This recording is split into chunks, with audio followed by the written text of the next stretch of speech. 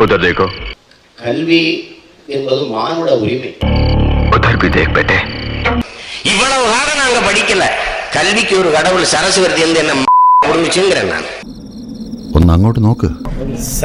சைவ கடவுள் அவன், அதுல நாங்க வீர சைவர்கள். ഒന്ന് അങ്ങോട്ടും നോക്ക് കണ്ണാ.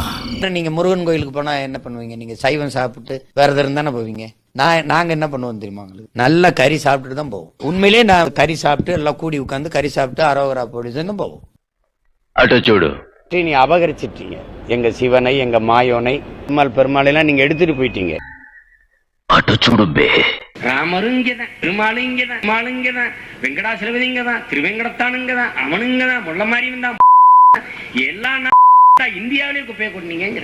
உலகத்தை எல்லாம் சுத்தி படைச்சு விட்டு இந்த நாட்டுல இத்தனை அவதாரம் எடுத்து ஏறின விலைவாசியை 2 அங்குலம் கீழே இறக்க முடியல.